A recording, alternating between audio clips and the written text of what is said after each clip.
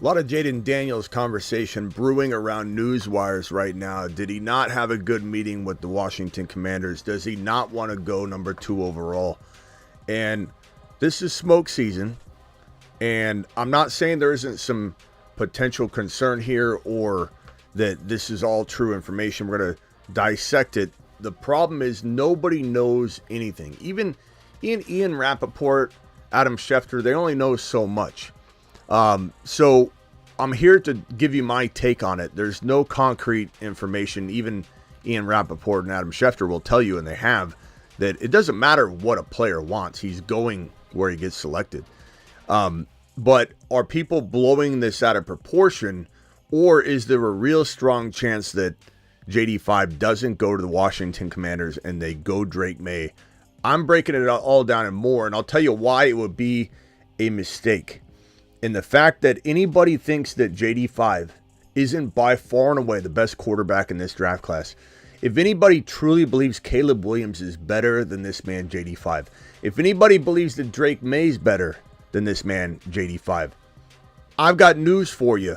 I'm going to send you on a lap, and we're going to talk about why this is the best quarterback prospect we've seen come out of college in over a decade. And he's going to be better than Lamar Jackson. And if Washington and Chicago pass on him, we already know Chicago's going to. However, we got some time left. People have climbed before. Levis was talked about potentially being the number 1 overall pick, if you remember correctly. And then he plummeted in the draft. You guys have to keep that in mind before we start acting like we know exactly what's going to happen. Because I don't know. You don't know. Adam Schefter doesn't know. Ian Rappaport doesn't know. No one really knows. We can only put the pieces together, come in, make educated guesses, and be wrong over 50% of the time in terms of draft landing spot predictions. The Fantasy Football Show, Jayden Daniels emergency live stream, 8 p.m. Eastern, Monday through Friday show begins right now. Live from the FantasyFootballShow.com studios. It's the Fantasy Football Show. Live! Monday through Friday, 8 p.m. Eastern. Smitty is also live whenever news breaks. From the FantasyFootballShow.com news desk, here is your breaking news. Lots of information to cover today. A majority of this show we'll touch on a little Aiyuk stuff, J.K. Dobbins. There's more news coming out. We'll break all that down for sure. But we're gonna focus a lot on Jayden Daniels because I want to make something abundantly clear.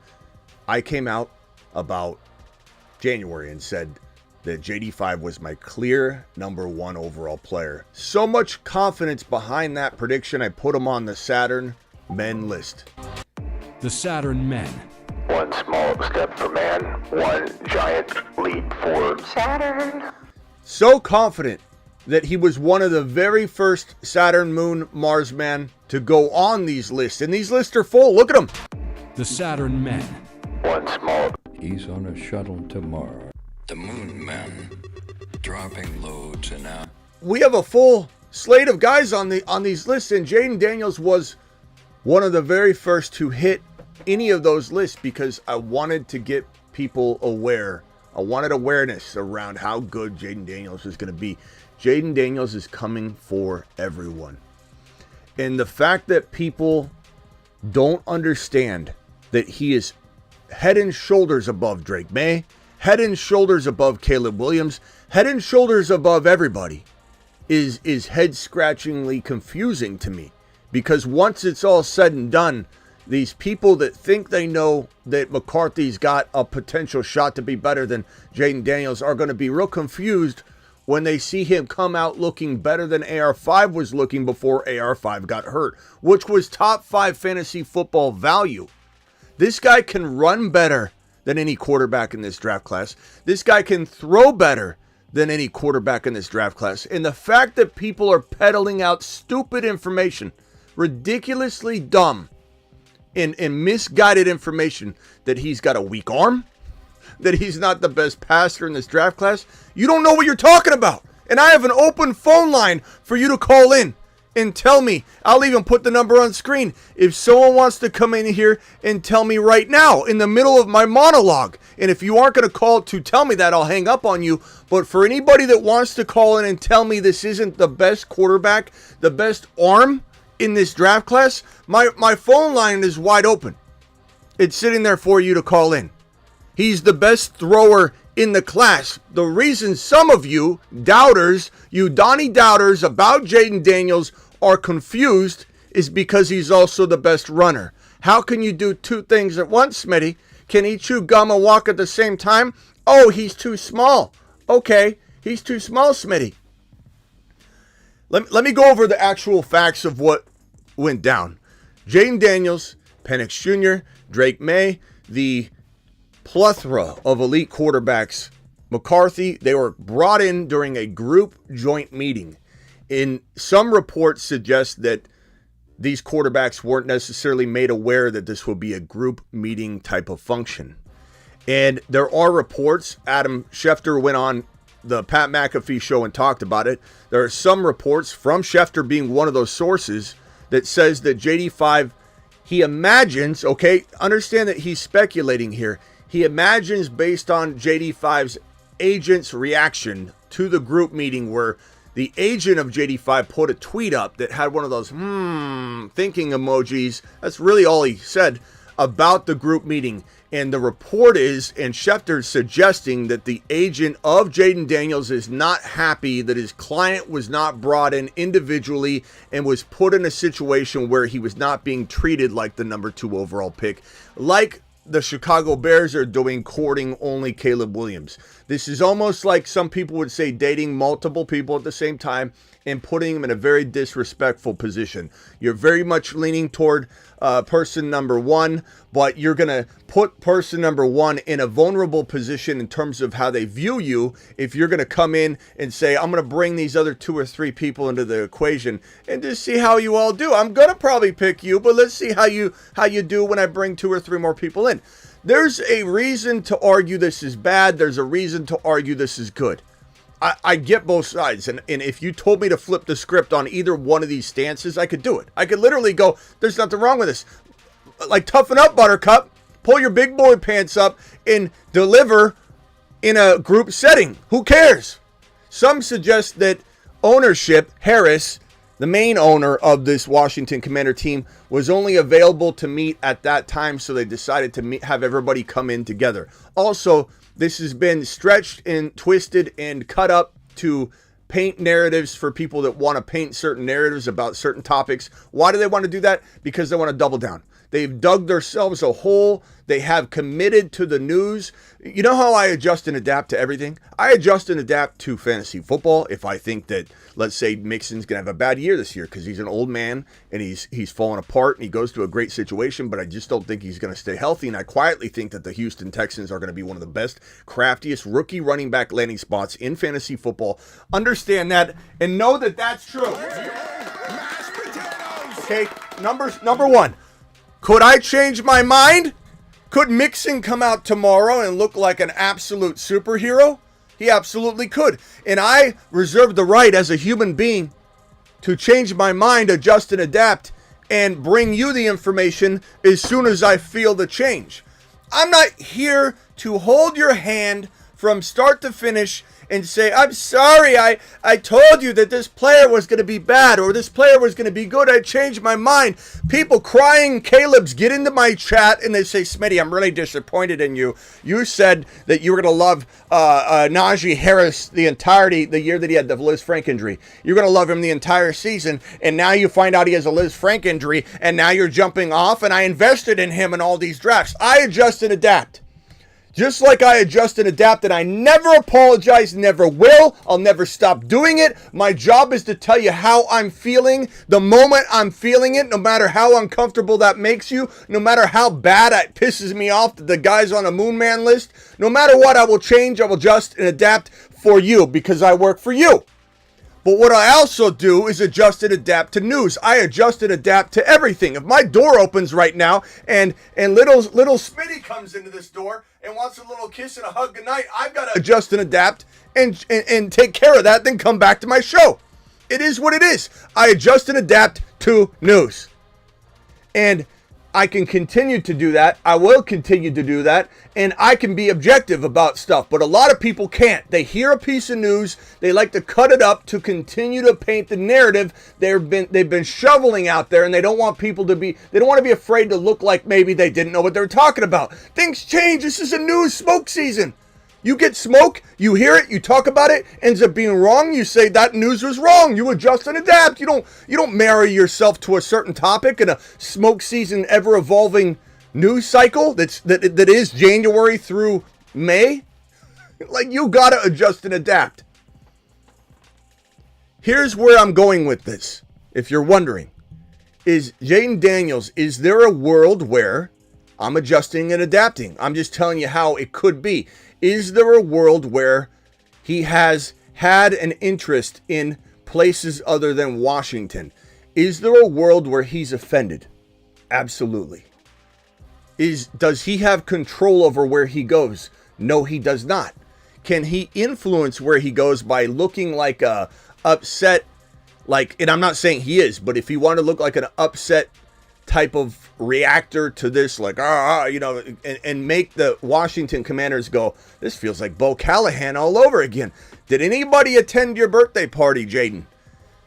Could they go that direction? Sure. So he does have influence in making the Commanders think he did not handle this well. And if he doesn't want to go to Washington, let's just say, I'm not saying that's true, then he could approach it like that. He could act like this is pissing him off.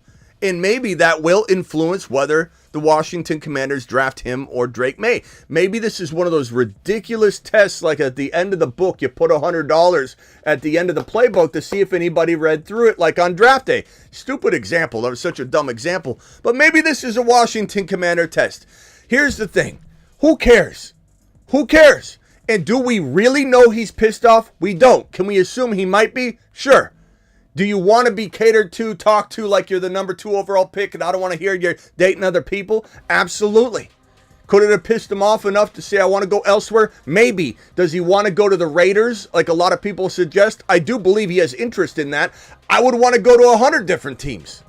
Really only under 20, but you know what I'm saying. I'd want to go a bunch of different places. It doesn't offend me if I'm a Washington Commander decision maker and I hear he likes the Raiders. I believe he wants to go to Washington. Do I think he's maybe a little turned off by this process? Maybe. Should he be? Not really. Bill Belichick brought in 12 quarterbacks at one point in a group setting interview before. Everybody does this different. And you need to learn how to adjust and adapt as a prospect as well. And I believe he will. Was he upset? Maybe. Was his agent more upset than he was? Maybe. Maybe his agent's the only one being upset. Adam Schefter did say that he believes by the reaction of the agent that most likely Jayden Daniels is upset.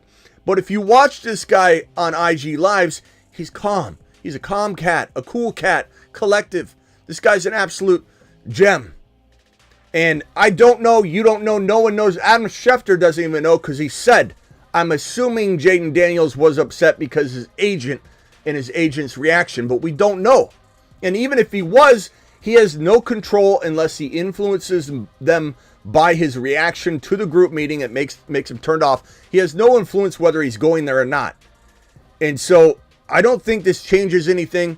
I will say that the odds makers are talking about this thing as if it's, I'm sorry, that's the wrong graphic. As if this is a moving, evolving thing. I think I have the odds somewhere on screen here. I can send them to myself. But I believe the odds went from 78% likely that Jayden Daniels goes number 2 overall to the Washington Commanders. It dropped 21% to 57%. So the odds makers who are not necessarily going to predict this thing, a lot of the lines move based on the people betting on each side, right? So it doesn't even really tell you. It tells you more about what the public's thinking. But 78% likely that he was going to go number 2 overall has gone down to 57, 21% drop. It's still likely. It's just less likely according to the random Joe and the Vegas odds. I'll just tell you this. I don't know if he's pissed off, how mad he is. I don't know if he's mad at all. He might not be. He might be laughing at this entire thing. And the bottom line is, it might have went a lot better than you think. And back to what I was saying about people painting narratives to the tune of their article or their opinion they've been shoveling out there. Does anybody ever stop to think that this wasn't really a total group setting situation? No, they don't.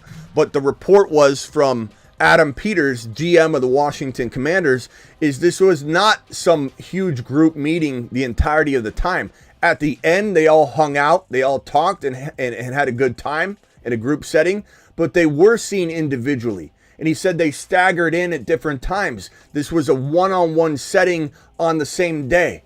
And nobody's painting that picture that way. They're just saying that you brought him into a room, handed him a water bottle and said, sit down in your chair like it's a school setting, and let's see how you handle this grilling of questions coming at you. This was a one-on-one setting for each of the quarterbacks, staggering, coming in at different times, and then at the end of it all, they all got together in the same room and hung out for a little while.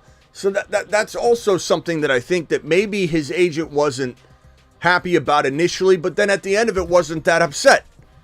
And you could say his agent was mad. He's trying to negotiate already with this value, and he's mad because that's his client. He's mad that anybody's even being considered right now. And maybe he's acting ridiculous and out of pocket, and Jayden Daniels maybe isn't even happy about how he's acting publicly about it. We don't know. The answer is we don't fully know. All we know is what Adam Schefter has speculated based on the agent's reaction. Let me tell you something right here, right now. Jayden Daniels is the number one quarterback in this draft class. It isn't even close. Caleb doesn't hold a candle to him. Caleb's not even my number 2 anyway. Penix Jr. is my number 2. Something I also put up on the Marsman list in January before people ever saw it coming, and even through the lows, and they've been bad, where he's dropped into the second round. He's not even a first rounder anymore. Smitty, when are you going to give up on this Michael Penix Jr. pipe dream? And I said, I'm not. This big Penix Jr. energy is going to rapture back onto the scene, and it sure did. And now he's climbed into the top 15 overall. And some people say it's ridiculous that he's going to be a first rounder. Some say there's no way he could be a top 10 overall pick. I've got news for you. Levis was supposed to go potentially 1, 2, 3, or 4, and he fell all the way out of round 1. How do you like them apples? How do you like the way the draft unfolds, son? Because it's different every year. Everybody thinks they know what they're talking about. Smoke season is very, very gruesome, and nobody knows what's truly coming. Penix Jr. could be the second or third quarterback taken. He's arguably the second best NFL-ready quarterback behind Jayden Daniels by a lot. And I don't care what anybody says about Caleb. You can call in and talk about him all day long. I don't think Caleb has the intangibles right now anyway to become the player that the expectations are setting him up to become. Do I think he'll walk in and bust right out of the league? No. I think Caleb will linger. Caleb will be a good, mediocre type quarterback that doesn't get the job done, just like Fields was a good and mediocre quarterback in Chicago, even though we all know he was capable of so much more, and he gets to prove that in Pittsburgh. So will Caleb play decent, have ups and downs, and fail in Chicago to the tune of being the savior? I believe he will. Chicago has no track record whatsoever of developing an elite quarterback. And now they bring in Shane Waldron from Seattle to be the guy that's supposed to make him into king. The kingmaker, Shane Waldron. It's not the right person for the job. Not to mention, you throw that guy into this mix in an organization that continuously fails quarterbacks over and over and over. Fields did not fail. The Bears failed him. Is Fields broken? Yes, he is. Is he fixable? We don't know. I believe he is. But he's in Pittsburgh ready to try and repair his career and his ability to climb and prosper and mature and become a better quarterback every single day. He's on a tipping point of where he's going to fall off the face of the earth or flip it back in the other direction and explode. Is Fields fixable? I believe he is. Is he guaranteed to be fixable? No, he's not. He's a prospect now because Chicago failed him. Let me just say this right here and right now. This is the best quarterback, downfield thrower in the draft, and there are stats to back it up. Anybody that says this man has a weak arm, we had a few people in the chat. I don't even know who it was. I was told in the chat a few people were saying he has a weak arm, or I heard he has a weak arm. You heard what? Stop repeating what you're hearing from these garbage content creators if they're telling you that JD5 has a weak arm. He's the number 1 deep throw quarterback in this draft class. What is wrong with people? Where are you getting your information? This guy had 4 INTs in 2023. This guy was the best QB in the pocket in 2023 with 35 touchdowns passes in the pocket alone. He threw 40, 5 of them outside of the pocket. He threw 35 pocket touchdowns, number 1 in FBS. You don't know what you're talking about if you think Jayden Daniels doesn't have the best gun in this draft class. Of passes over 20 yards, he was first in FBS. Passes over 20 yards. First in FBS in yards per attempt, 11.5. Oh, no, I'm sorry. This is not in 20 yards. This was first in yards per attempt, period, 11.5. First in FBS 2023, yards per attempt. 67% completion percentage on 20-plus yards in 2023, which is the best in FBS history in the last 10 years. So you are absolutely running your mouth and don't know what in the hell you're even saying if you suggest this isn't the best deep ball passer in this draft class. The stats prove it. 67% completion percentage on 20-plus yard passes in 2023, best in FBS in the last 10 years. Last 3 games, and this comes from an ESPN report, last 3 games, he had 11 TDs and 0 INTs inside the pocket. Oh, he's just a running quarterback. 3,800 yards, 40 touchdowns, only 4 INTs, 1134 on the ground, and 10 TDs. And probably the most impressive stat that there is, bottom line, is that he was able to accomplish 38-12 and 40 touchdowns and 40 INTs while consuming a lot of his workload while running the ball. How do you have time or even field or yardage or attempts to even get 3,840 touchdowns when you're doing this much running around? All these stats prove he's the number 1 gunslinger in the national or in FBS coming out of 2023, and the number 1 quarterback gunslinger, deep ball thrower, best arm in this class, period. Without hesitation, without argument, you have nothing. You have nothing. You have nothing but a blank stare when you suggest Caleb's got better intangibles to bring to the table. Statistically, he does not. Caleb has a lot of drama he's bringing to the table. That's Jayden Daniels in a nutshell. More mediocre mids being looked at by the Chargers. You guys are going to eventually, the Charger believers are eventually going to come around and say, okay, remember, I'm not saying that this is going to be a busting type situation for Harbaugh. He could succeed doing this, but he's going to be so unfriendly to fantasy because he's already looking at more mids. DJ Chark coming in for a visit. The more they look at wide receivers, the more I think they're either trading out of the pick, number 5 overall, or they're not taking Neighbors. I don't know what they're going to do here. Offensive line or trade down, maybe Bowers, but offensive line feels more likely than any other scenario right now. Or trading down and still getting offensive line. Or maybe trading down and getting a receiver, but this is a coach, whether it works or not. Again, not predicting bust out of Harbaugh. Predicting a bunch of mids coming together to play good football. Defensive football. Run between the tackles, grit it out, drain the clock. 3 or 4-headed running back monster with no real indication as to who's going to be the guy behind a bunch of mids. If Chark gets signed by the Chargers, then I don't know what that means for their wide receiver prospects in this draft class. J.K. Dobbins, Chargers running back, which is ridiculous that they bring this guy in. He's got an ACL history right? Which isn't a big deal, but he's the most injury-prone running back that's currently actively playing competitive football. Akers and J.K. are the two most injury-prone running backs in the National Football League, period.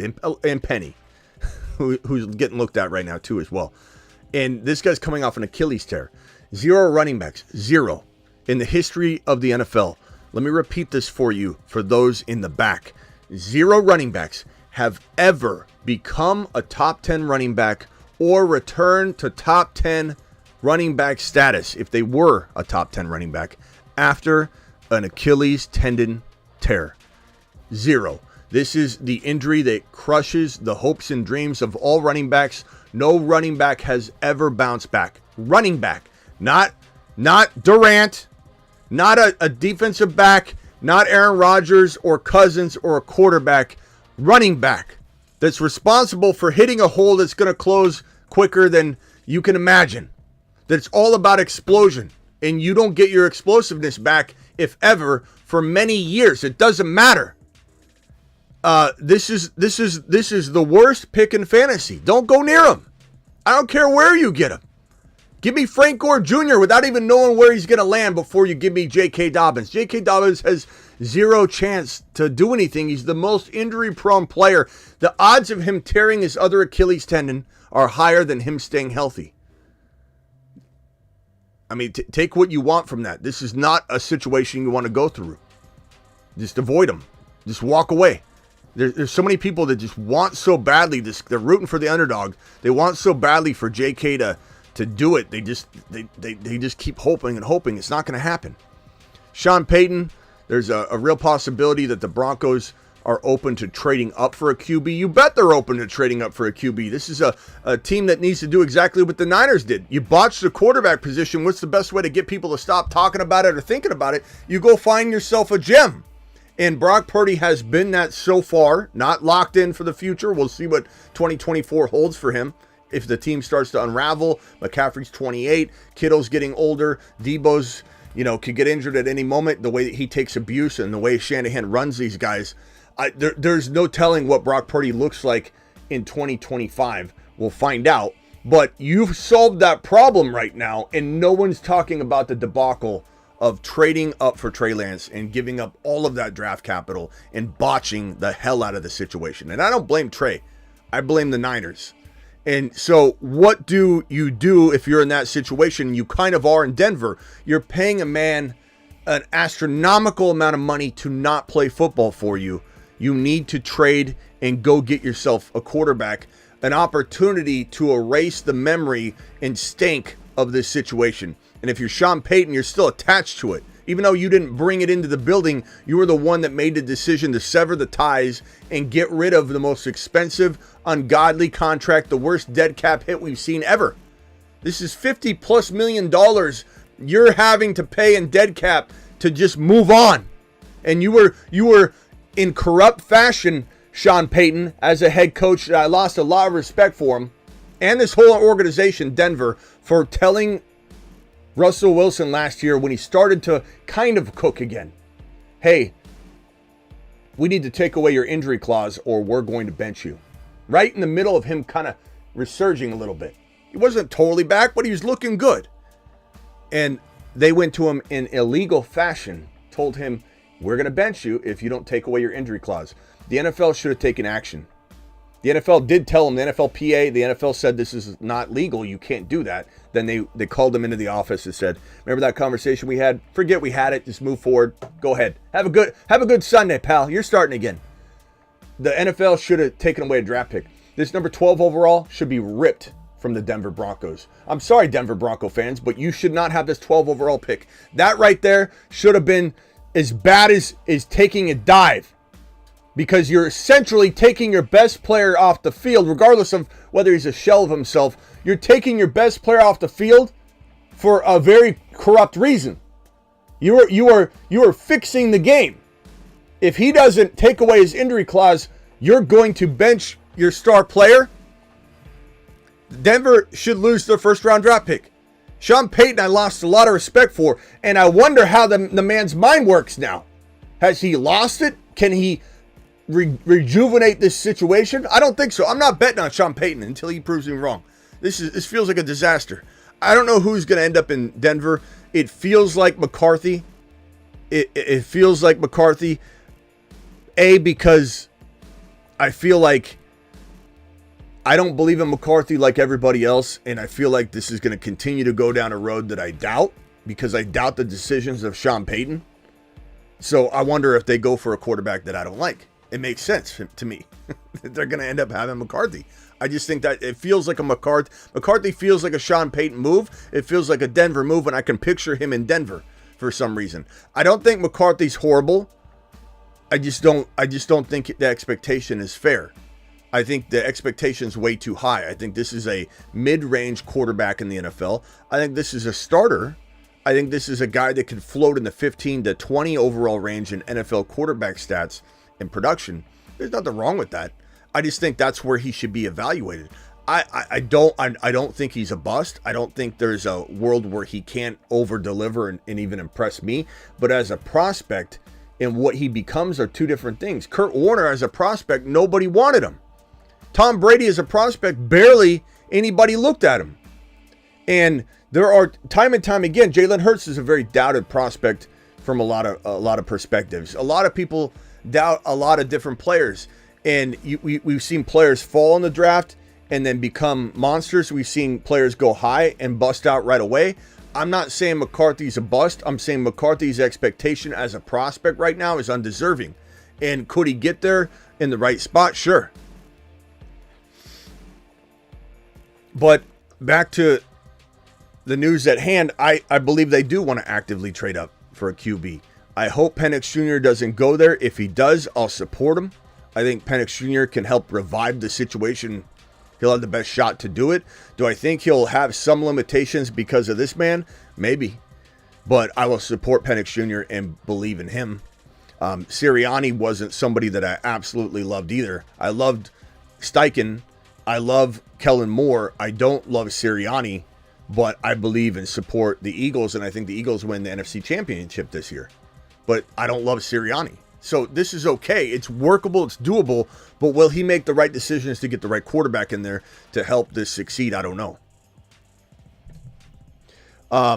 That's all the news that I have right now. Again, earlier, Brandon Aiyuk will not participate in voluntary workouts. They're voluntary. Let I remind everybody that they're not mandatory.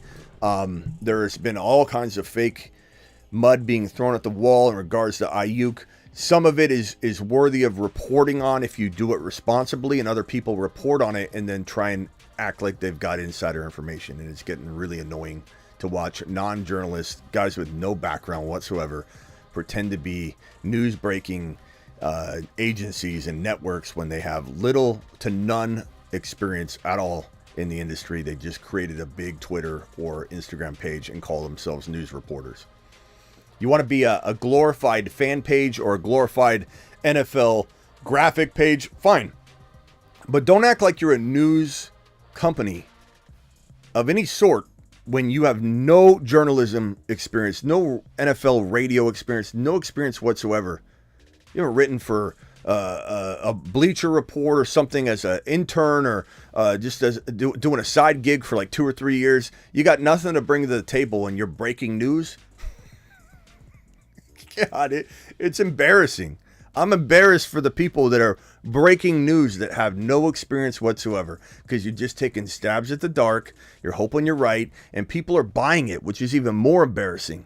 Imagine following a news page that you don't even know who's behind it, and it's some 16-year-old kid waiting on Ma's Meatloaf that creates amazing graphics and does impressively create a 100,000 follower Instagram account or a Twitter account or whatever. It's impressive what they've done. But imagine following that page as if it's gospel in the news world when these guys don't have a lick of credibility and everybody's trying to make a name for themselves. No one's going to follow you because you say, oh, I believe Aiyuk's getting traded, and he gets traded. We all know Aiyuk could get traded. That's not news. To suggest it's going to happen here or there, or he's going to request a trade. Of course he might request a trade. Might being the key word. very good shot he still requests a trade because the NFL draft is leveraged. These teams need wide receivers now. They won't need wide receivers after the draft. The time to request a trade is now if he's going to do it. But the fact that people said he officially requested a trade, and the Score reported it, Sleeper reported it, I think Sleeper reported it through another party that feeds them NFL news stuff, and then that NFL news wire pulled it off, deleted it, and so it was gone from Sleeper. So it's not necessarily Sleeper that posted it, but these big name places had it up and then they took it down. That's not journalism. Journalism's dead, because a real journalist would have said, here's another report, we were wrong on that, blah, blah, blah, and you keep it up. You could even put an edit above it or whatever, but to delete your misstep is no integrity at all. I lose all respect for a page or a network or a news organization if they're going to delete the misstep that they fired out there. That's not journalism. End of the day, what do I expect out of Brandon Aiyuk? I think there's a real good chance that he requests a trade, or a soft request a trade through an interview, right? That's typically the way you do it. Why would you do that? Do you want out? No, not necessarily. But as a player, wanting money and not getting it, wanting that show of respect. In some ways, it's not about money, but the money shows the respect. So it is about the money ultimately. But he wants to feel like he's getting paid. He's watching Ridley get paid. He wants to get paid like the big dogs. And he doesn't want to watch the leverage that he might have, right? So you're the Niners saying, don't worry, we're going to sign you. Don't worry. He's going, but, my leverage is now, if you're lying to me and we get to the table and you're offering me 23.5 or 24, and I think I'm worth 27.5, 28, and we're not going to be able to even meet in the middle, my leverage point right now, the only leverage I have, I don't have much leverage because I'm under contract. My leverage point is to apply pressure through requesting a trade and then to get other parties to inquire. That's what we're at. That's where we're at. Does he request a trade? Does he? Does he not? I don't know. I imagine he's strongly thinking about it. Him and his camp are saying, we better, if we're going to do it, we better do it right at, in the weekend here, Saturday, Sunday, or Monday. So we have enough time for teams to pick up the phone and go, hey, San Fran, I hear he wants out. We'll give you this, this, and this. We're not trading him. Oh, you'll give us that, huh? Hold on. They're going to give us a trade down. The Pittsburgh Steelers are on the phone, and they're going to trade. Hold on 1 second, John. They're going to trade us this 20 pick. They take our 31, and they give us a conditional second if he plays X amount of games. Yeah, we were going to say no, but that offer is pretty damn good. You want to talk to Aiyuk about the details in his contract? Oh, you already, okay, yeah. You'll pay him $28 million a year? Okay. Well, this all worked out. We never expected this to happen. Aiyuk, pack your bags. That's how it works. If anybody thinks it doesn't work like that, they don't know ball. They especially don't know the offseason. Tyreek Hill already mapped this out. His agent called him up. We're going to request a trade. Tyreek said, why? I don't want to go anywhere. Don't worry. It's a tactic. It'll get you more money. Okay. Send the information out there. Started to open doors. And then before you know it, Tyreek Hill said he's about to sign his deal. I believe it was the Devontae Adams deal came in. And once the bigger amount got dropped, Tyreek said, wait a minute. And he said he was literally about to sign it. And he's like, wait a minute. Adams' deal's bigger. I want more money now. KC then said, we can't do it. And he said, well, I can get this contract over here and the taxes are different, so I actually make a whole bunch more money. The reason Tyreek Hill decided he wanted to go was because of taxes and that he would make a lot more money on the actual same number. And then the chief said, you know what? Just do it. The offer's too good to pass up. Do it. Let's get rid of him. And they moved on and everybody laughed. And then they started winning championships, which is a whole nother story.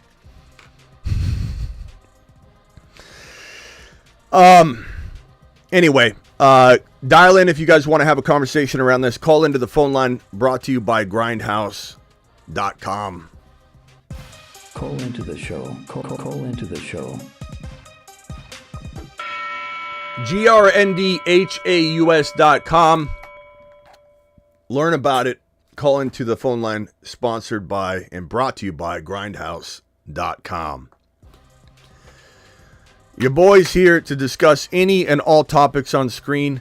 While I do want to, as much as we can, stick to these topics that we're talking about right now, I'm obviously open to discussing anything else you have, but please try and present a question or something along these lines if you do call in. And then I can also help you, like I said, with whatever you got. Sebastian, you're live. What is going on? What do you hear? What do you say? Is Jayden Daniels going to Saturn if he's a Patriot or a non-commander? He's already on Saturn, bro. Do you mean are we gonna recall him from Saturn? Yes. That would be awkward. I don't think so, bro. Jayden Daniels in New England feels a lot like AR5 in Indy. You know? Like, he did pretty damn good. And he doesn't have the weapons everybody else has. Pittman's good, but he's not great. Everyone acts like Pittman's so amazing. He's a good receiver. But New England's coaching and receiving core is way worse. So here's what I would say. We would temper expectations slightly for the rookie year. I also would need to see what they do at wide receiver. If I had to speculate off of the draft day selection happens, what is New England doing? I think we definitely pump the brakes a little bit on the rookie year explosion. If Jayden Daniels goes to Washington, he's got McLaurin. He's got a very undervalued Dotson that's easy to give up on because he didn't deliver last year, but all the metrics tell you Dotson did everything right for the most part. It was Howell that didn't get him the ball for whatever reason, even though Howell had success here or there or whatever. This is a quarterback, Howell, that just didn't jive with Dotson. All the metrics say it's almost greenlit. The entire route tree, everything he was doing was not. He's a good receiver, man. I still believe in Dotson. So Dotson, McLaurin, Brian Robinson, Eckler. It's a pretty formidable running crew. It's very underrated. And you put Jayden Daniels in here, you start building around it. You still got other draft picks. You got other moves you can make. This is not over. This is the beginning. The NFL draft is such a, like, you bring in another rookie wide receiver and a very deep wide receiver pool. What if you get Ricky Parasol? What if you get someone of that nature later on? Washington would make him instantly a top 6 to 10 quarterback. Like, it might take him a few weeks to get there or whatever, but he's got the AR5 potential. I definitely agree with you there. It's just the whole Drake May buzz, timing, and the whole Drake May what? The whole Drake May what? Like, his odds for going number 2 have just shot up. Yeah, they shot up, but who's still winning the odds race? I mean, it's still Jayden Daniels. Like, his odds changed a little bit, but who cares? Odds don't mean anything. The Atlanta Falcons were the highest odds getters to get Justin Fields. Where is he at right now? Not even starting. So don't worry about the odds. And I already broke it down. I mean, no one knows anything. I wouldn't assume the worst case scenario here just because Adam Schefter said his agent appears mad, and by proxy, Jayden Daniels is probably upset based on his agent being upset. We still have not heard Jayden Daniels come out and go, "Oh, I feel very disrespected." And again, everybody's, I don't know, they're trying to paint their narrative a certain way with the news, and they're leaving out information. The truth of the matter is this was a group day, not necessarily a group interview. So I feel like people are just telling it the way they want to tell it because they've said it already and they want to double down on what they've already said. It was a individual interview type of process where they all met at the end, and it sounds like, and this was, I believe this is Mike Florio that said this was his speculation, and it makes sense to me that, look, this is maybe when Josh Harris, majority owner of the team, was available and he wanted to do it all on one day. But it was made very apparent that they staggered in. Adam Peters came out and did a press conference after and said they staggered in at different times. Like, this was not a, hey, go in, everybody grab a water bottle and a pamphlet and sit down. Everybody want to scoot to the front as you're spread out in the lecture hall? Scoot to the front. This is not a seminar. This was where they all staggered in. They met with them individually. And then at the end, they wanted to get them all together and have a little, I don't know, it could have been a little bit of a test, but that's fine. Belichick did it with 12 guys. Belichick brought in 12 quarterbacks in a group meeting. This was not even a group meeting. So just relax. Not to mention that even if it pissed him off, doesn't matter. They're still going to draft him, in my opinion. Why? Because Adam Peters knows football. Now, the only concern I have, and this is a real concern because I don't know everything, and there's certainly components to this that might surprise us at the end of the day. I at least admit that those possibilities exist.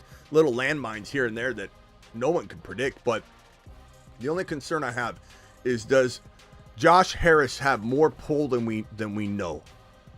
And this was another thing that was said by a couple different people already, not just coming from me, that there's word around GM circles that he's trying to meddle a little more than anybody expected. And people are wondering if he's going in and saying, you guys can tell me who you want, but just so you know, I have to sign off on it and I got full say. And if he comes in saying, I like Drake May, I like Drake May, I like Drake May, is there a possibility that Adam Peters gets overruled or something? I kind of feel like Adam Peters wouldn't have taken the job if he didn't have a very clear direction as to, the power that he has and ability to make a move in full control. So I do believe at the end of the day, those fears people have are not necessarily going to be totally valid. I believe Peters would not have taken the job if he couldn't have done exactly what he wanted. And I almost feel like Peters is such a man of, I don't know the right word. I want to say just calculation, that he wouldn't stand quiet if he was told you can't have your guy. I don't think he put up with that. Peters is too good at what he does. Conviction, but also proven calculation. I just don't think he'd want to be involved in it if he didn't have a say in guiding this. If he didn't have more control. Like if Harris could say, I want May, and Adam Peters is like, wait a minute, I don't want May. I want Jayden Daniels. Doesn't matter. I don't think Peters would stay. I don't think he'd be there. I don't think he would have put himself in this situation without full knowledge and control. Knowing what, writing what he's granted to do. I don't think Kingsbury even controls anything as much as Peters. I think Kingsbury has a heavy hand in it, but I think Adam Peters will tell Kingsbury if he thinks JD5 is the guy, you're getting JD5. And I believe that Kingsbury's so good at architecting offenses, he looks at this guy as a gold mine. This is the best arm in the college class. As we said yesterday to whoever was talking about it recklessly in the chat, saying that JD5's got a weak arm, he's got the best arm in his class. Maybe he can't throw downfield as far as Caleb, let's say. And I don't even know if that's true. I'm just saying, let's say Caleb could throw a duck further than JD5. JD5's precision downfield is the best in the class in terms of throwing past 20 yards. He has more precision and accuracy proven by statistical data that I just put up on screen than Caleb, than anybody. I don't care if Joe Milton's probably got the strongest actual arm in the class. That guy can throw 70 or 80 yards down the field and then do a backflip right after. But that doesn't mean he has the most accurate long game in this draft. JD5 does. And anybody that says different is watching a Mickey Mouse podcast. I'll just tell you that right now. I believe JD5 knows. What? I said Terry's also a deep threat type of receiver too. Somebody tell me, how do you throw for almost 4,000 yards and 40 passing touchdowns while you're also running for 1,100 plus yards and 10 scores? How do you have time? How do you have enough plays to do that? How do you have enough plays to execute on that? If you're spending a majority of your time running the ball 1,100 yards and 10 touchdowns, you know what you got to do? Make the most of every passing attempt you have, because you have a lot less of them than the average quarterback. There's a reason why Penix threw for more yardage, because Penix Jr. wasn't consuming a lot of his workload with 1,100 yards and 10 touchdowns on the ground. The fact that JD5 did this, 3,800 yards, 40 touchdowns, 35 from the pocket. 35 touchdowns from the pocket. That's number one in FBS in 2023. Anybody saying JD5 isn't the best pocket passer is running their mouth. And they look embarrassing. I'm embarrassed for him.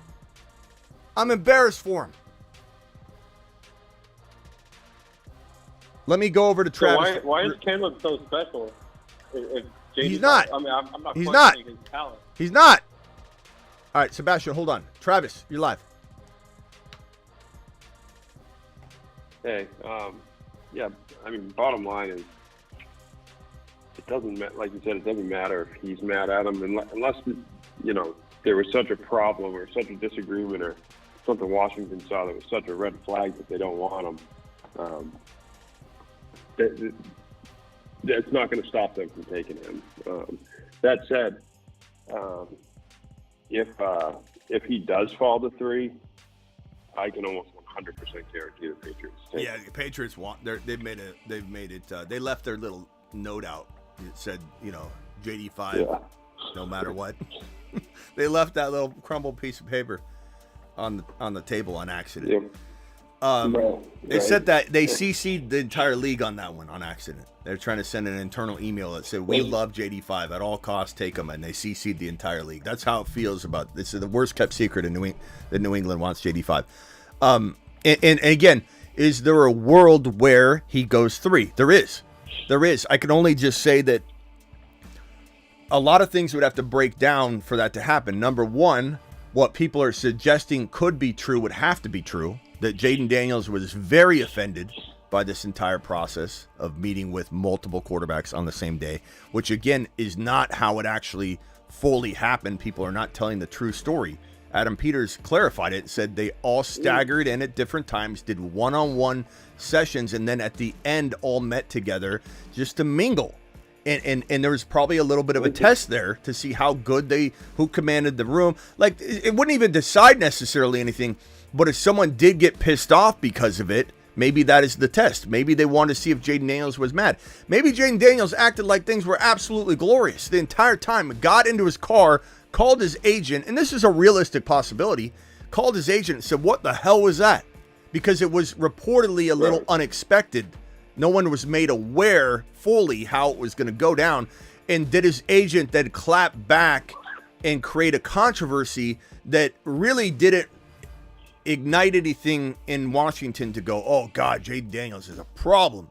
It was more so he voiced his concern to his agent. This is a worst case scenario to me, because I know Jayden Daniels is not the kind of guy that would have made it his concern. I was gonna say, he's not going to be like, "I don't appreciate this, guys. I'm the top guy." Out of character. Yeah, he's such a character guy. Out of character. But in a worst case scenario, could he have got with his agent after, created a little bit of a frustrated vibe, and his agent kind of flew off the handle? Could I? Yeah, that's easily something I could see happen. I could also see something happening like, and we've seen this before, maybe his agent is not representing him the way he actually wants to be represented. What if he fired his agent the next day? Like, I mean, we've seen that stuff happen before. Like, "Hey man, you're really creating a stink. What are you doing? Why did you put this little, scratching your chin emoji like a little child and tweet out everybody?" Because it did look it was very unprofessional. And I believe an agent usually acts in a different way in those scenarios. That is weird, and everybody said it was weird. Everyone was like all mad at him. People are saying, "Shut up, you're like." That agent was getting heat from that stupid tweet because it was such a dumb tweet for him to be sending out. So is there just as much likelihood to speculate that, "Oh, he should fire his agent over this, he mishandled this situation"? Like, sure, we don't know what's happening, but bottom line is, for JD5 to not go number 2, he had to have created a problem in his reaction to the group meeting, failed during his one-on-one interview, which I can guarantee you he didn't, even if he got thrown off a little bit. And that's maybe why they did this, to throw him off right before their one-on-one interview. You're here with a bunch of guys just letting you know, okay, now come in for your one-on-one. And then they're like thrown off. I mean, who knows why they do it. The odds of him failing is in Top Golf, right? Yeah, it's Top Golf. The odds of him failing at the interview, the odds of being disrespectful about the group meeting, which wasn't even a group meeting until the end, to hang out. I'd want to hang out with the guys. Like, what do people have a problem with this for? Because it's the same day? Who cares? Adunze and all these wide receivers, they meet with teams on the same day, and it was staggered and spread out. Like, who wouldn't want to go hang with Michael Penix Jr. if you're, let's say, Jayden Daniels? Or if you're Michael Penix Jr., who wouldn't want to go meet Jayden Daniels and Drake May and just hang out with the boys, develop that relationship. Who would not want that? Like that's ridiculous to act like this is such a big deal. Would I have done it this way? Probably not. But that doesn't mean that it's right and wrong. This has been done before. This is not Washington going rogue. A lot of people say that a lot of these coaching, remember Washington was in the Ben Johnson game and they were potentially trying to bring in these offensive coordinators to become their new head coach. And there was word that some of them felt like this whole basketball team ownership thing was run very, very Mickey Mouse-like. And maybe to a degree, Josh Harris is making it feel that way.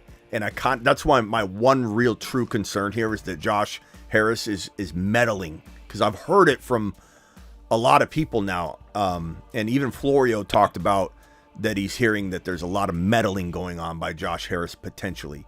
But that doesn't mean that he's excited. This is his first NFL draft. He's just getting a little over, zealous or whatever, and it gets curbed. And maybe he slows down with it or whatever. I don't know. But a lot of things would have to unravel for Adam Peters to not select JD5. And I think the odds of that are they're a lot crazier than the odds of them passing on him. That's all I'll say. I think the odds of him getting selected, if I had to guess, is 80%. That's still a big number that they might consider Drake May. And to be honest with you, there's nothing wrong with still wavering, because you like when you're drafting number 2 overall in your fantasy draft, you probably know who you're going to take, right? If you've got weeks and weeks to think about it. But are you still kind of wavering going into it? Yeah, I mean, it's natural. There's nothing wrong with that. People are wild, man. People are wild, and they so badly want a downfall. They want to be JD5. I don't know why. I don't know why people are against JD5. Is it because he's a running quarterback? There seems to be a narrative time and time again for people to tear down running quarterbacks. I don't know why. I think too, it's like they hear all the different things where people make the excuse of, oh, he's older, he had the Versa staff, he went to 2 different schools, his receivers were too good, which is the most ridiculous. Thomas, are you still here? From people is his receivers were the reason. Yeah, I hate that stupid Let's excuse. go back then and look at every single receiver, every quarterback that's ever thrown to that got drafted. Look, there's always a complication. Randy Moss came from Marshall, okay? He didn't have good competition. Like, granted, you had to overlook that. You had to look deep into this thing. And if you're going to count against JD5 that he had great receivers, how much responsibility does he have in them becoming great receivers? Like, is Brian Thomas Jr. even remotely close to the same player if he doesn't have one of the most pinpoint accurate quarterbacks in FBS history over the last 10 years? There's an argument to say that this is the most accurate quarterback in the last 10 years in FBS. And if you disagree, call me with your statistic, because I'll shut it down. And think about how much Brian Thomas's draft stock has risen, and I'd say that's a lot of credit to JD5. Yeah, Thomas. No one's talking about Brian Thomas as a first-round pick. Yeah, like nobody is. If JD5's not there, Thomas, are you still here? Dynasty Superflex 0.05 tight end. Kincaid or Devontae Smith. I mean, there's a lot of variables there depending on who your tight end would be if you didn't go the Kincaid side. I love Devontae Smith. I think I think you mean 0.5 premium. I don't think you mean 0.05. 0.05 would be meaningless amounts of points. You're talking about not even. You're talking about a fraction of a. I think you mean 0.5. So 0.5 PPR, meaning that tight ends get a half a point per reception more than the rest of the crew. Then I probably lean Kincaid on this.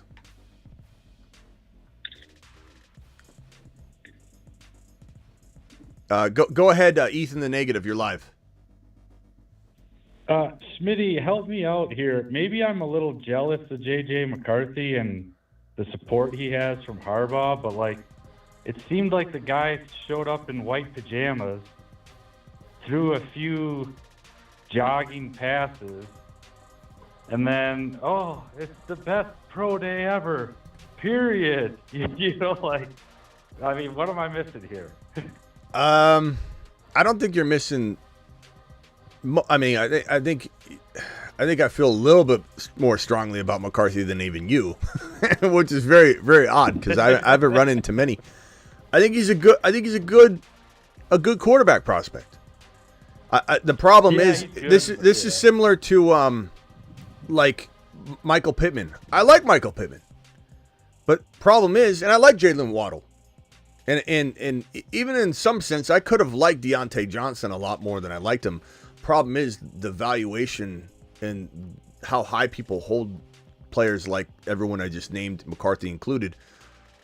They hold their expectation too high, and it makes me like come in and tear it down. And I don't want to be negative to McCarthy, but McCarthy should be getting drafted as the clear like 12, 13, 14, 15, 16 overall player.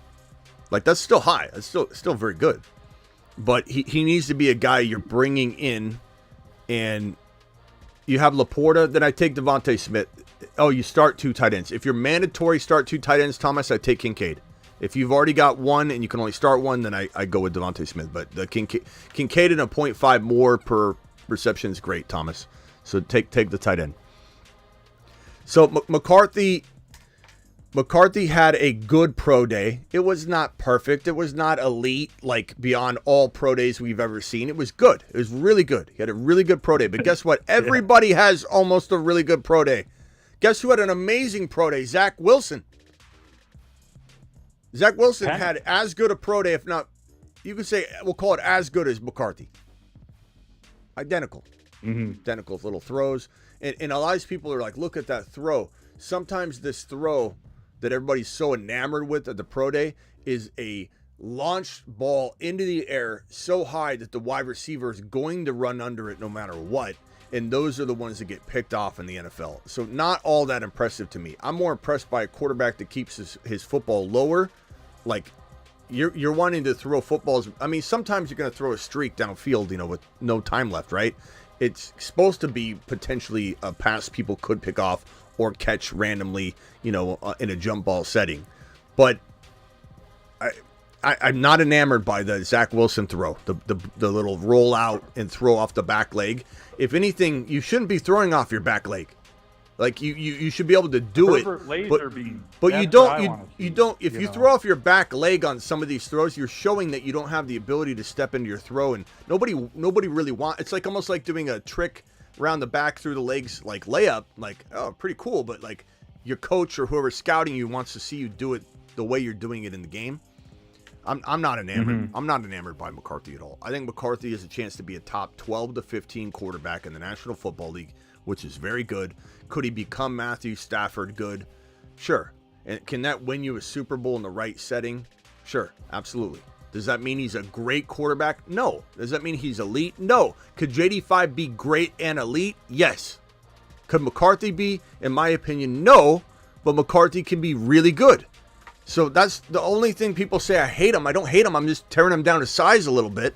And the same thing with Michael Pittman Jr. when people think he's like a wide receiver 5 or 6. I'm like, okay, I don't hate Michael Pittman. Why do you guys keep doing this to me? But when you say top 5 or 6, I got to tear him down to size. He's an elite wide receiver 2, maybe. If no other wide receiver gets drafted to Indy, they bring in Brian Thomas Jr. in Indy. They bring in Rome Odunze in Indy. Pittman's a wide receiver 2 afterthought. He can be no more than a almost watered down Jordan Addison when Jordan Addison was getting Kirk Cousins, as his quarterback, that kind of action.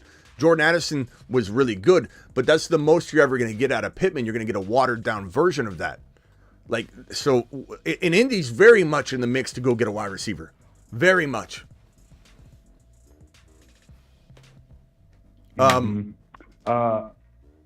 Is there, I also I saw your running back show, and you did. I noticed you interviewed Rachaad White, didn't you? I went live with him on IG. Oh, I wouldn't call it a planned interview, but I went live with him. But Smitty, you broke my heart. Why? You didn't put him in your top 10. Well, he is in the top 10. He's in the top 10 cluster right here. But you're also talking about a guy that averaged well below 4 yards per carry that has a threat of maybe seeing a rookie come in, and they were definitely not pleased with his between the tackle work, and he's not immune to a running back coming in and taking some work. I would say this running back class is weak enough to not threaten Kyren. Any running back could land on the Rams roster. I don't even care. I don't want it. I don't want the drama around it. I wouldn't mind the handcuff version of that. Like you get Braylon Allen and Kyren goes down a little bit in price. Maybe it ends up being a blessing in disguise.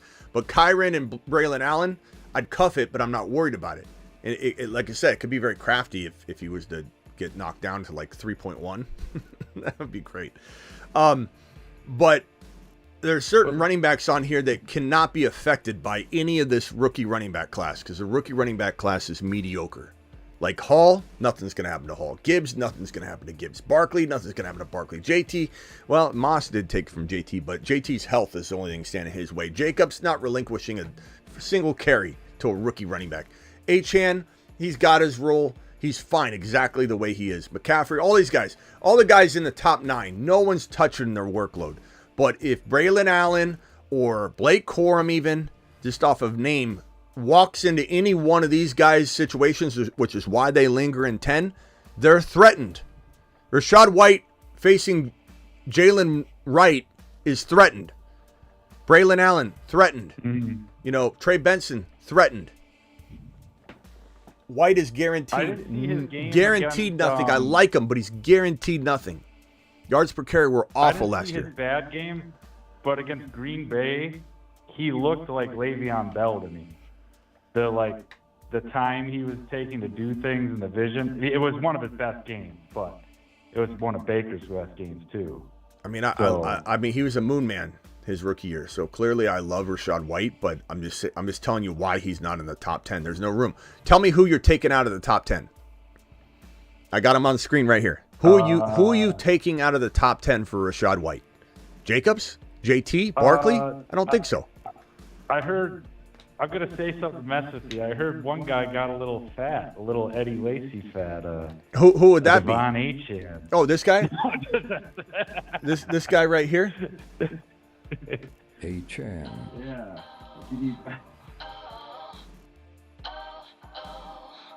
Achane is the man. His haters call him small. But he is 9 feet tall.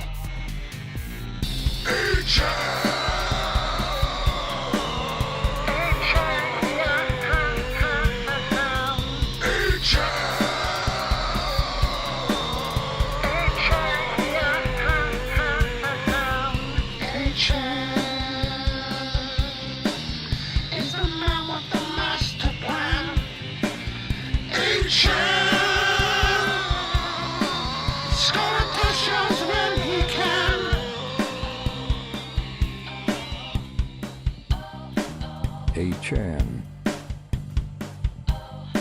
is the man.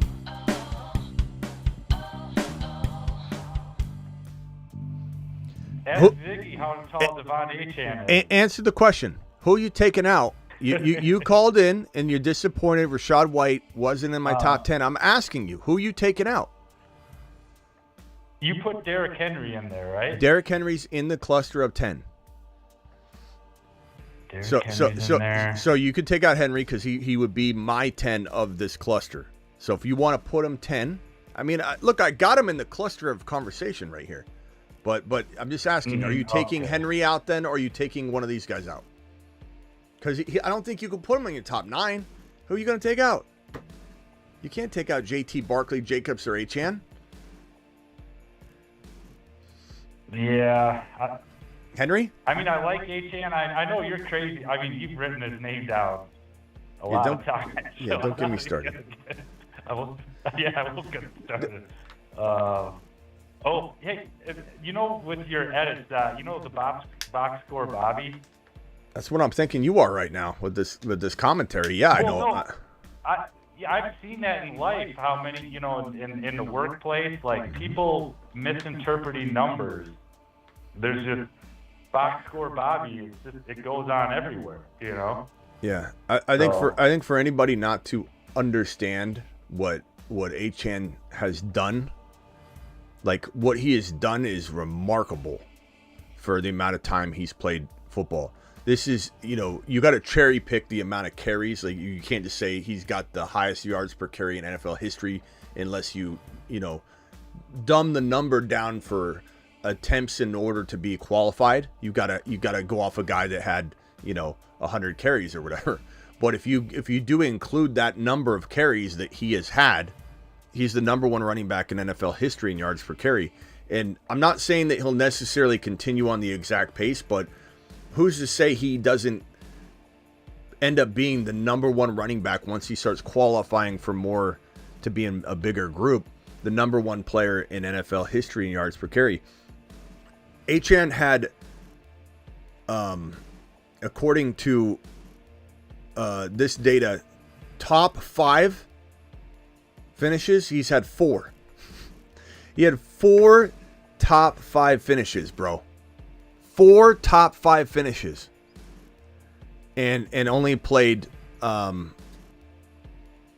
see, how many games did he play? He played 12 maybe or something. Achane played, I'm just going to calculate it. I just want to get the official 11. So 11 games. So 11 games played. Guess how many times he was outside the top 30 running backs? 3 times, which isn't something like, isn't a great stat, but Breece Hall was outside the top 33 times. ETN outside the top 33 times. Mixon outside the 3 times. You know who was outside the top 37 times? James Cook. Ooh. James Cook and Gus Edwards are probably the worst running backs in the National Football League, given their prominent roles. And I could give you more. Murray isn't going.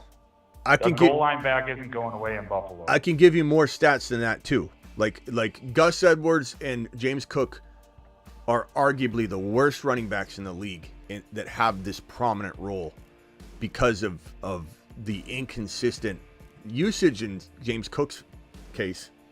Has a lot to do with it. Like, look at Singletary getting misused. Look at any Zach Moss getting misused in Buffalo and then going elsewhere and doing well.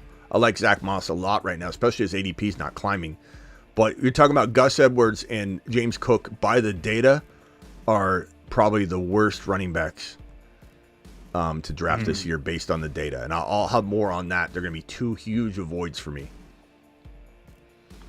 Well, that Yahoo discussion board was just people complaining about Latavius Murray for James Cook all year.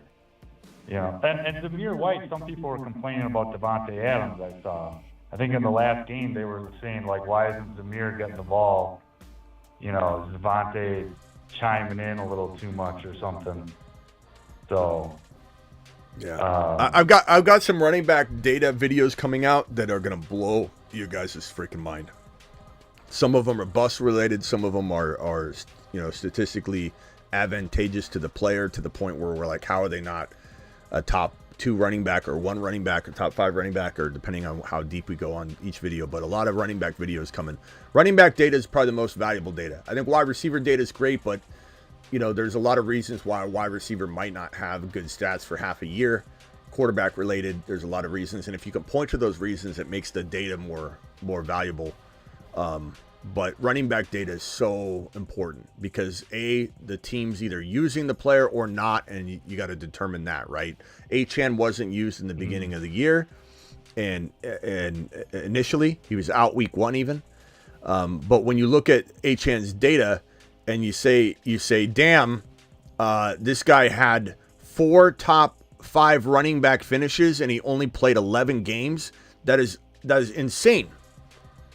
It's insane. And you even look at Achane's final week 17 performance. I don't really even count week 18 because of how teams use players. He was number 8. He was number 8 in week 17. He was number 52 and 29 and 24 the 3 weeks prior, number 3 the week prior than that. So, like, the fact that this guy wasn't utilized in a chunk of these games, and some people might say that's the problem. He's sharing carries, whatever. He finished 1, 5, 4, and 3, and 8. Played 11 games, and I just gave you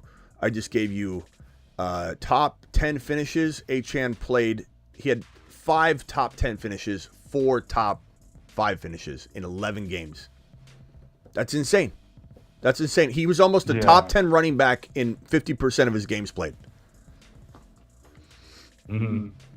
All right. Hey, Ethan, last thing, Ethan. You're getting greedy here. Last thing. So this won me my league. So I had Kyron Williams, right? I this guy saw on the timer. mechanism of injury. I was 1-5, right? And I was like, oh boy, I need to win. I need to win now. Putting this guy I on timer. traded him, and you said anyone can be traded. I knew he was going to be going on injured reserve before they even said it.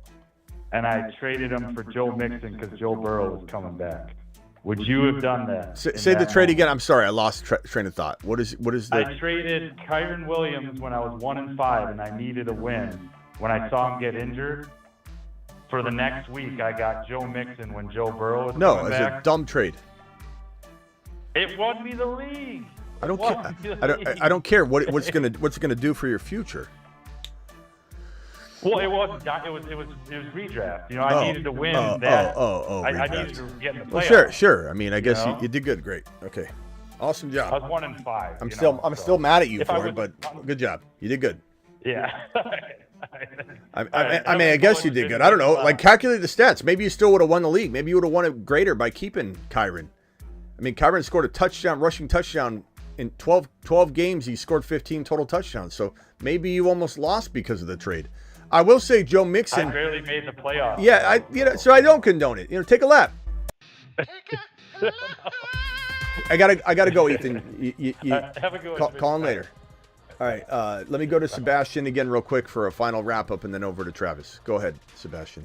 I don't Smitty approve Speaking that. of your running back, I think Achane is honestly above CMC. I think Achane should be at 5, but that's up to you. I wanted to ask you a question. What are your thoughts on Pacheco? Because for us State, as he looks, I feel like there's a lot of risk with him, whether it's injury. You know how KC just changes things up every couple of years with the running back position.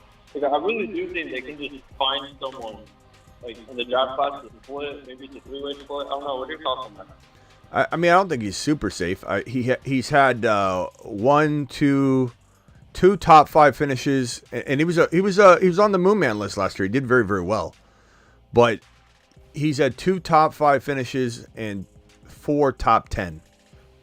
He's had 6 times he was outside of running back 20, so he's not safe. I think he's a good player. Depends where you can get him. If you've got to take him at 3.1, it's too high. If you get to take him a lot later than that, then I like him.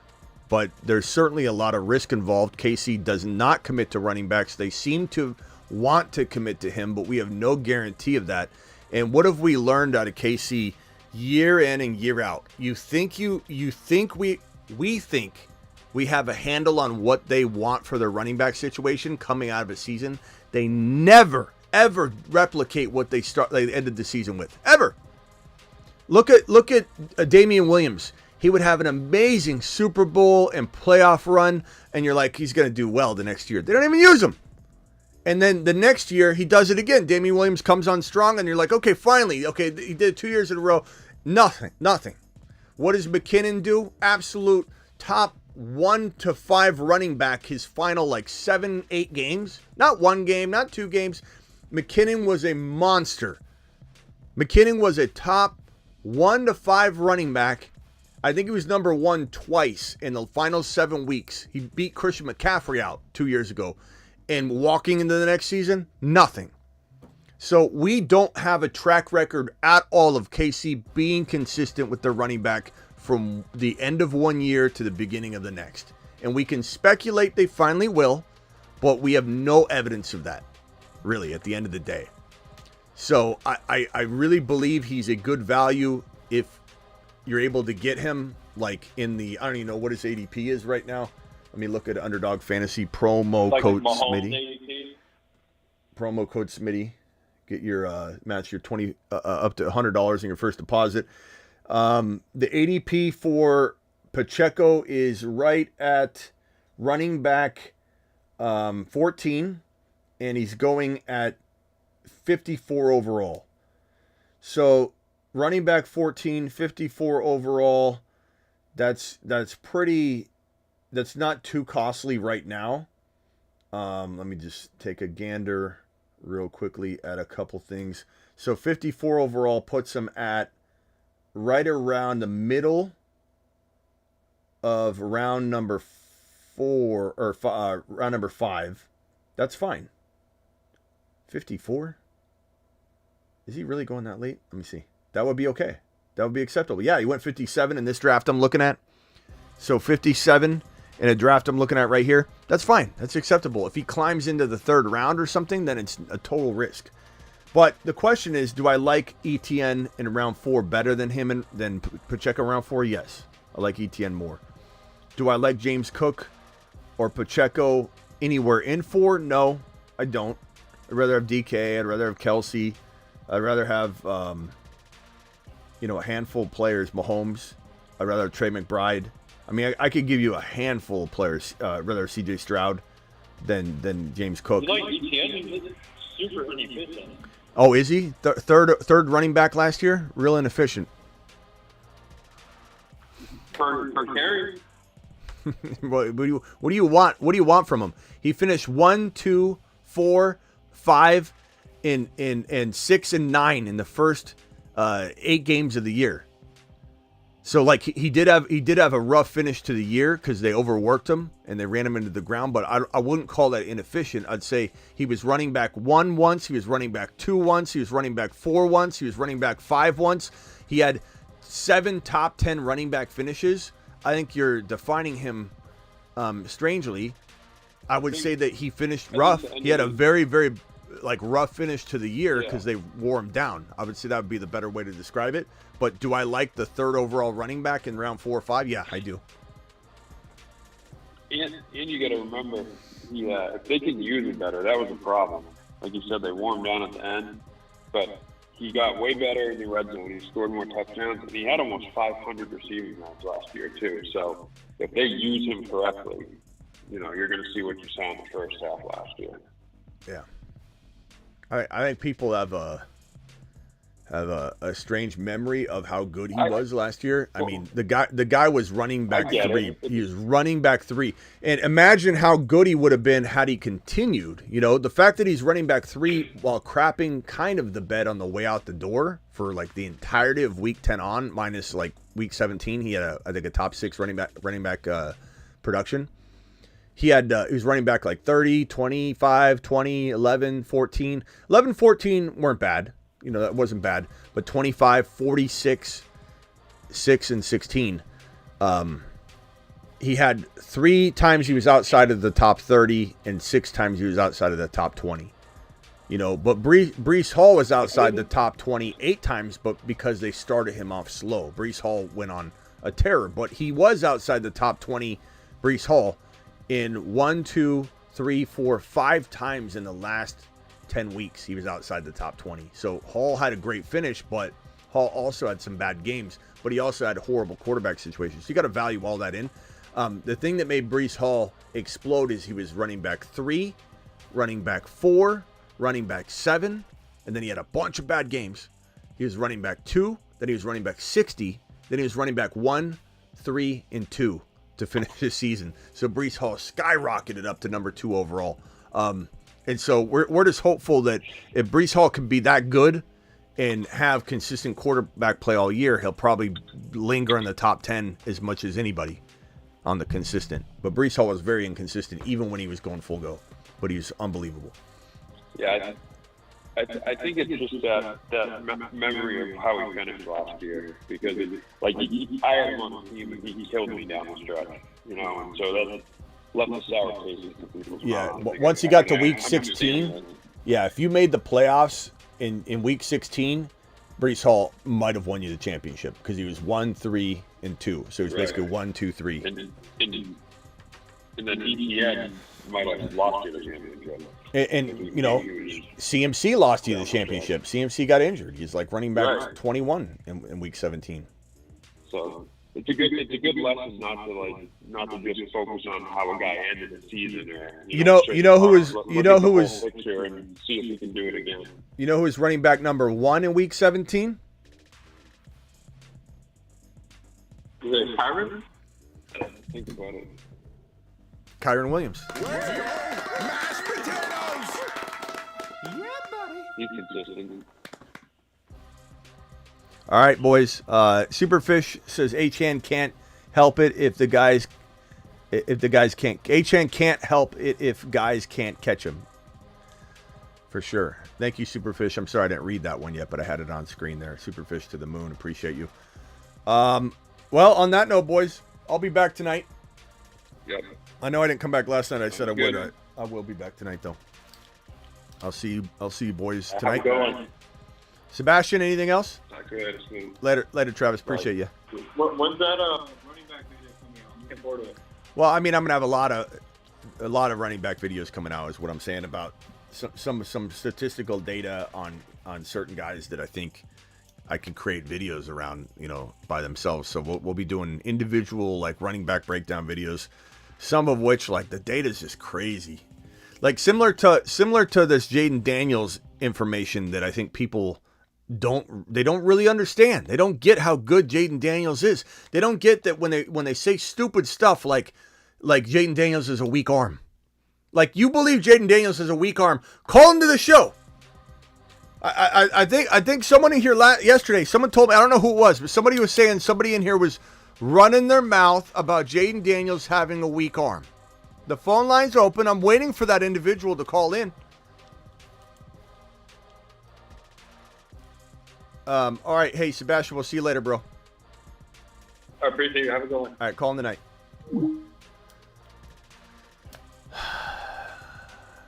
Smitty, meaning don't penalize Achan for having so many long runs. Correct. Yeah. You don't need as many carries when you're ripping off monster touchdown runs. I'm waiting for that Jayden Daniels hater to call in, but I don't see it. I don't see it happening. All right. On that note, there has been a JD5 and AR5 sighting where both 5s have been seen at the same time. There are 2 5s? JD5, AR5? There can't be. Oh no. They're gonna cross streams.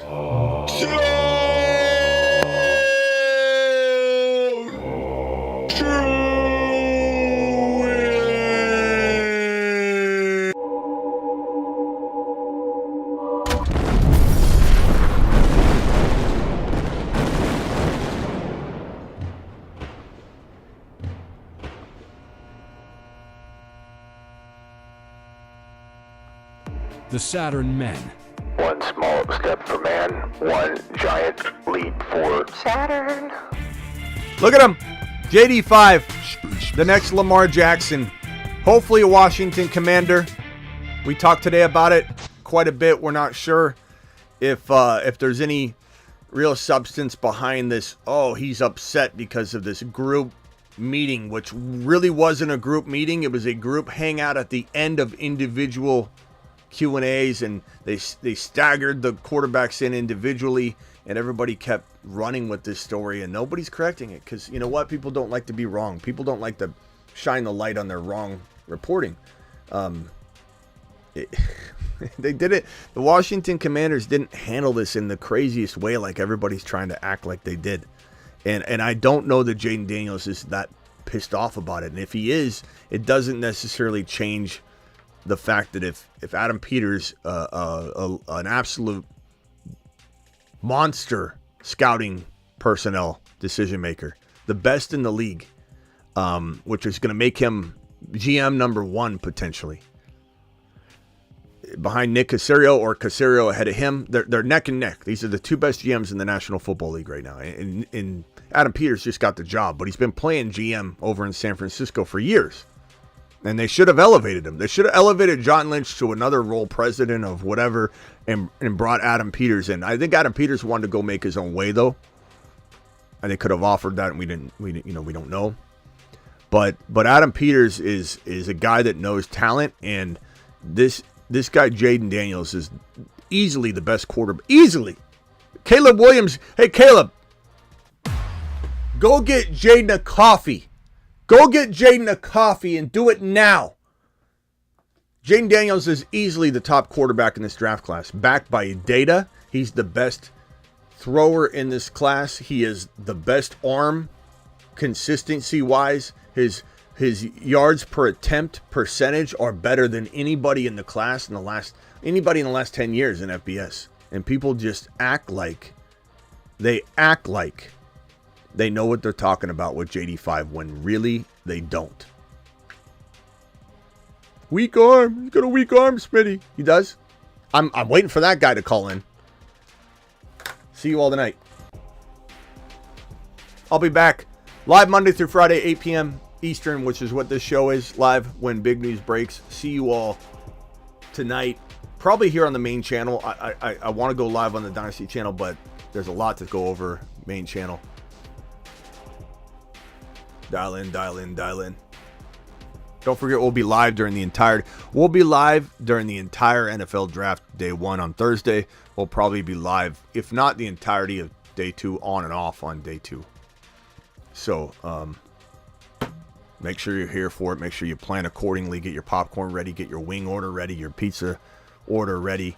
We will be going live during the entirety of round 1.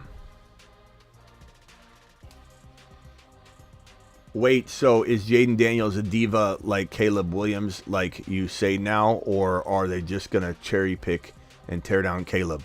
By diva you mean what? TTV. What do you mean? Because his agent sent out a tweet?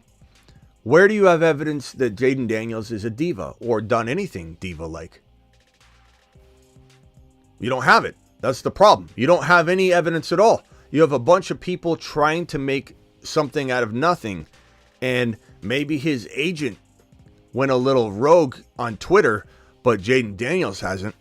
Jayden Daniels has said very openly, publicly, on IG Live, he'll go wherever they take him. He's just blessed to be in this situation. So really, you're just making up stuff because you're so mad that Caleb's taking a lot of heat, is what you're doing. Sounds like you're cherry picking or trying to create something that isn't there. That cherry tree ain't even there to chop down, pal. Live Monday through Friday. Live whenever big news breaks. Appreciate every single one of you. Thank you all, my super chatters. We will be live later tonight.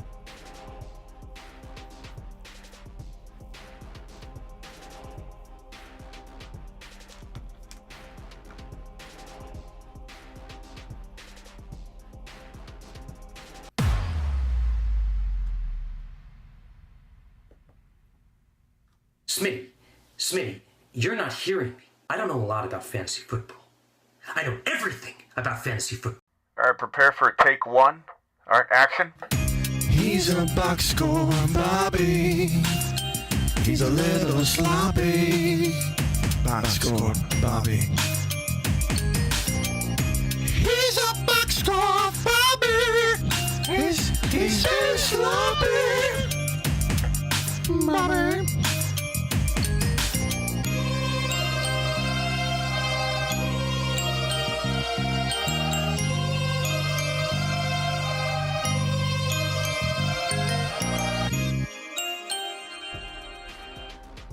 See you all tonight.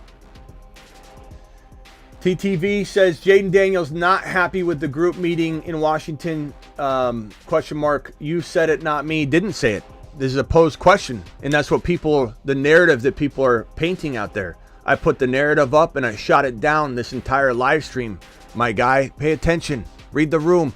Hour and 33 minutes of me telling you that everybody's narrative. God, did you not watch anything? Bro, did you not watch, did you just come on at the end and just comment or something?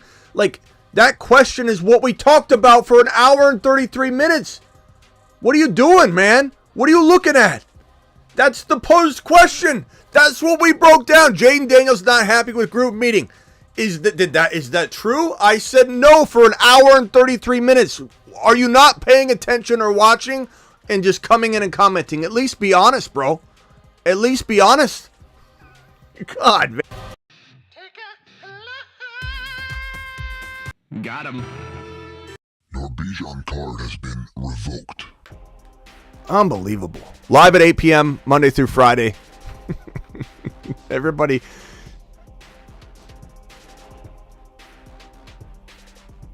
What are we thinking with JD5's elbow?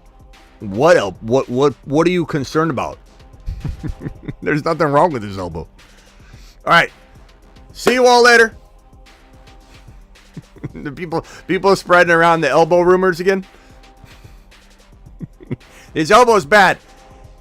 Just make sure Chicago thinks his elbow's bad. Then once Chicago passes on him, thank God, and they take Caleb, then we'll let everybody know what's really going on.